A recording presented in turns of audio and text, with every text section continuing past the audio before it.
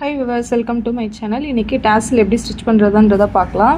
நான் இந்த மாதிரி ஃபேப்ரிக்லேருந்து கட் பண்ணிக்கிட்டு இந்த ஜரிக்கு முன்னாடி இருக்கிற ஃபேப்ரிக்கை கரெக்டாக இந்த ஷேப்க்கு ஏற்ற மாதிரி நீங்கள் கட் பண்ணிவிடுங்க. எல்லா ஃபேப்ரிக்கையும் நம்ம அந்த ஜரி த்ரெட்டுக்கு முன்னாடி இருக்கிறத ஃபுல்லாக கட் பண்ணி எடுத்துடணும். எடுத்துகிட்ட பிறகு இப்படி ஒன்றா வச்சுக்கிட்டு நீங்கள் ஸ்விங் த்ரெட்டு நீடில் லோட் பண்ணிக்கிட்டு இங்கேருந்து தைக்க ஆரம்பிங்க. கரெக்டாக அந்த ஜரி த்ரெட் இருக்குல்லையா, அந்த zari thread to zari thread நீங்கள் ஸ்டிச் பண்ணணும். நம்ம இந்த மாதிரி அவுட்டிங் ஃபுல்லாகவுமே கொஞ்சம் க்ளோஸாக ஸ்டிச் பண்ணிக்கிட்டே வந்துட்டு நம்ம கரெக்டாக இந்த ரோப் இன்சர்ட் பண்ணுறதுக்கு கொஞ்சம் ஓப்பன் நீங்கள் விட்டுக்கணும். நான் பாருங்கள், இப்போ கரெக்டாக அந்த கர்வ் ஃபுல்லாக ஸ்டிச் பண்ணிக்கிறேன்.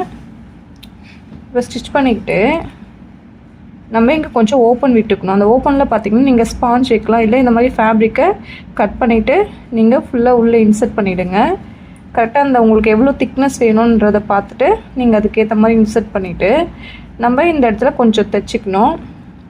நம்ம பாருங்கள் எவ்வளோ நம்ம திக்னஸ் வேணுமோ அதுக்கேற்ற மாதிரி நம்ம இங்கே உள்ளே இன்சர்ட் பண்ணிவிட்டு நான் ஸ்டிச் பண்ணிக்கிறேன்.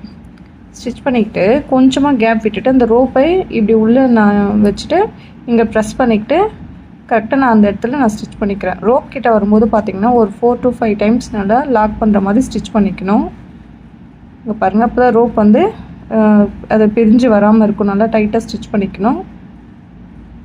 இப்போ பாருங்கள் எவ்வளோ நீட்டாக இருக்குது ஃபினிஷிங். தேங்க்யூ ஃபார் வாட்சிங்.